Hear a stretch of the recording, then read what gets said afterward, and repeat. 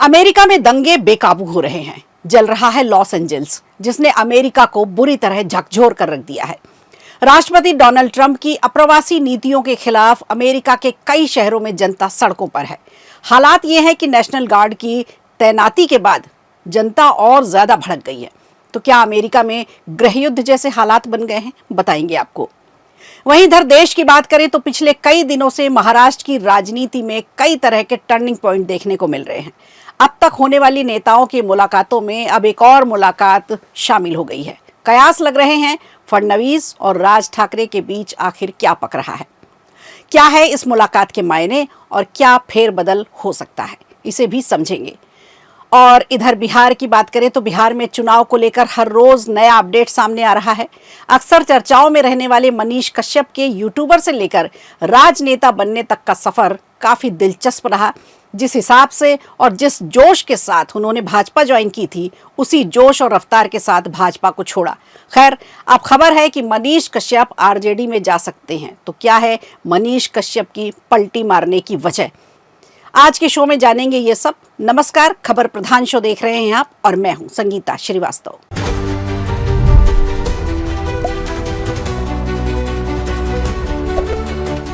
देखा जाए तो अमेरिका में इस वक्त डोनाल्ड ट्रंप के दूसरे कार्यकाल का सबसे बुरा दौर चल रहा है।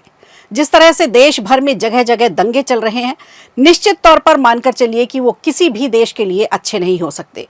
लॉस एंजल्स में इस समय बेहद हिंसक प्रदर्शन देखने को मिल रहे हैं। इमिग्रेशन के खिलाफ कार्रवाई से यहाँ के लोग भड़के हुए हैं। ट्रंप की ओर से नेशनल गार्ड की तैनाती के बाद हालात और बिगड़ गए। गाड़ियां जलाई जाने लगी, पुलिस ने भी आंसू गैस छोड़े और रबर बुलेट्स का भी इस्तेमाल किया गया। 4 दिन से चल रहे इस बवाल में कम से कम 500 लोगों की गिरफ्तारी हो चुकी है। इसके पहले जब डोनाल्ड ट्रंप ने साल 2024 में अमेरिका की सत्ता संभाली थी, तो उन्होंने अमेरिका को एक महान राष्ट्र बनाने का वादा किया था। हालांकि इस बार उनकी नीतियां जरा बदली नजर आई और विवादित भी खूब रही। विदेश नीति से लेकर आंतरिक नीतियों तक ऐसे पलटती रही कि ट्रंप की पॉलिसी को लोगों ने सिरे से नकार दिया। और यही वजह है कि जैसी हिंसा अमेरिका में इस वक्त देखने को मिल रही है, उसे नजरअंदाज नहीं किया जा सकता। लॉस एंजल्स में लगातार चल रहे प्रदर्शनों के बीच कर्फ्यू का भी ऐलान किया गया है। इन विरोधों का दायरा दिन पर दिन बढ़ता जा रहा है और चौथे दिन भी सड़कों पर प्रदर्शन जारी रहा। इस विरोध प्रदर्शन ने लॉस एंजल्स की सीमाएं लांघकर सैन फ्रांसिस्को, शिकागो और न्यूयॉर्क तक पांव पसार लिए। लोग बैनर, पोस्टर और नारे लेकर पुलिस और सरकार के खिलाफ नारेबाजी कर रहे हैं।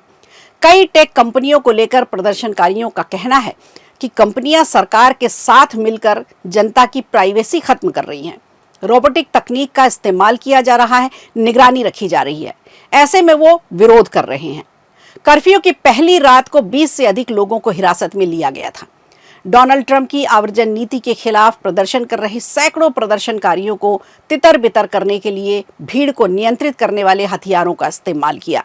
अमेरिका में हो रहे प्रदर्शनों को एक बैनर में भी दिखाया जा रहा है, जिसमें लिखा है नो किंग्स। ये एक नया नारा दिया गया है जो डोनाल्ड ट्रंप की नीतियों के खिलाफ है।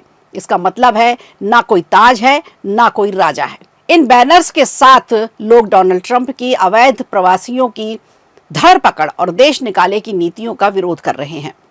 ये रैलियां व्यापक हो चुकी हैं और प्रदर्शनकारियों ने 14 जून को पूरे देश में मौजूद 1800 समुदायों के साथ प्रदर्शन की पूरी योजना बना रखी है। 14 जून की तारीख डोनाल्ड ट्रंप और अमेरिका दोनों के लिए बेहद खास है। दरअसल इस दिन राष्ट्रपति डोनाल्ड ट्रंप का जन्मदिन होता है और अमेरिकी सेना की 250वीं सालगिरह भी है। इस मौके पर भव्य परेड की तैयारियां चल रही हैं, लेकिन इस दिन अगर 1800 जगहों पर प्रदर्शन होगा तो ये ट्रंप प्रशासन के लिए बहुत बड़ी चुनौती होगी और लोकतंत्र के लिए सबसे खराब दिन।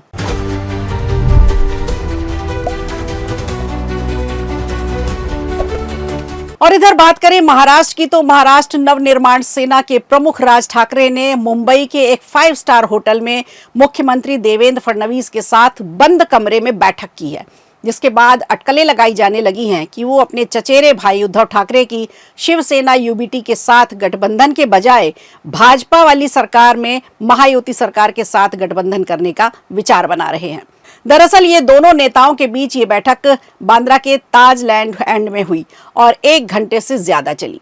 ये बैठक न तो पहले घोषित थी और ना ही किसी नेता के आधिकारिक कार्यक्रम का हिस्सा थी। आपको बता दें, ये घटनाक्रम शिवसेना यूबीटी के जरिए चचेरे ठाकरे भाइयों को मराठी मानुस बैनर तले फिर से एकजुट करने के लिए हुआ था। बताया जा रहा है लगभग 2 महीने पहले एक भावनात्मक अपील हुई थी और संकेतों के बाद ये घटनाक्रम हुआ। उद्धव ठाकरे के बेटे आदित्य ठाकरे और संजय राउत जैसे वरिष्ठ शिवसेना के नेताओं ने बार बार सुलह कराने का आग्रह किया। उनका दावा है कि मराठी पहचान और क्षेत्रीय गौरव के बड़े मुद्दे के लिए सुलह करना आवश्यक है, लेकिन मनसे ने इस पर अपनी चुप्पी साधे रखी। 19 अप्रैल को एक पॉडकास्ट में राज ठाकरे ने यह बात साफ करते हुए कहा था कि वो व्यक्तिगत असहमतियों से ऊपर महाराष्ट्र को प्राथमिकता देते हैं, लेकिन उनकी पार्टी ने तुरंत स्पष्ट कर दिया है कि मुद्दों पर एकता का मतलब चुनावी गठबंधन नहीं है। लेकिन वो कहते हैं ना कि ऊंट की तरह महाराष्ट्र की राजनीति किस करवट बैठेगी, इस बात का अंदाजा लगाना बेहद मुश्किल है। हालांकि कई जानकार तो ये दावा करते हैं कि महाराष्ट्र की राजनीति 5 साल की नहीं बल्कि सीजनल होती है। अब इसे तंज कहें या फिर सच्चाई, ये आप ही तय करिए। अब तक महाराष्ट्र के सियासी गलियारों में ये चर्चा थी कि ठाकरे भाई सारे गिले शिकवे मिटाकर अब एक साथ फिर आएंगे। इसे लेकर दोनों ही नेताओं की तरफ से अच्छे संकेत भी मिल रहे थे। शिवसेना यूबीटी के मुखपत्र सामना के फ्रंट पेज पर उद्धव ठाकरे और राज ठाकरे की एक तस्वीर भी छापी गई थी, जिस पर लिखा गया था, महाराष्ट्र की जनता का जो फैसला होगा वही होगा। इसके बाद से ये लगभग तय हो गया कि बाल ठाकरे की शिवसेना अब वापस आने वाली है। जब उद्धव ठाकरे और राज ठाकरे के साथ आने की खबर लगभग कंफर्म हो गई थी, तब मुख्यमंत्री देवेंद्र फडणवीस ने ये मौका झटक लिया।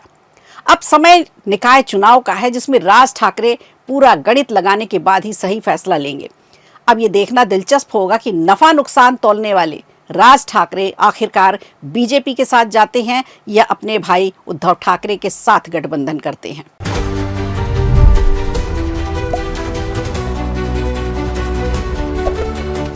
इधर बिहार के मशहूर यूट्यूबर मनीष कश्यप की नजदीकियां दिन पर दिन तेजस्वी यादव के साथ बढ़ती दिखाई पड़ रही हैं, जिसने सियासी गलियारों में हलचल तेज कर दी है। भाजपा से इस्तीफा देने के बाद उनके भविष्य को लेकर अलग अलग अटकलें लगाई जा रही थी, खासकर आरजेडी में शामिल होने की संभावनाओं को लेकर।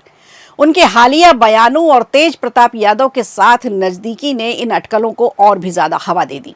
दरअसल मनीष कश्यप ने तेज प्रताप और अनुष्का यादव की तस्वीर को सही बताया था और राबड़ी आवास पर रील बनाने की बात भी उन्हें स्वीकार की। उन्होंने तेज प्रताप के बुरे समय के साथ खड़े रहने की बात कहते हुए उनके जीवन में खुशियां आने की कामना की। आपको बता दें, पारिवारिक कलह को आरजेडी में बिखराव का कारण बताते हुए उन्होंने पश्चिम बंगाल और मायावती का उदाहरण दिया। मनीष कश्यप के बीजेपी के इस्तीफे के बाद राजनीतिक गलियारों में चर्चाओं का बाजार गर्म है। सबसे बड़ा सवाल ये है कि क्या वो किसी और पार्टी में शामिल होंगे, क्या उनके पास आरजेडी का विकल्प है।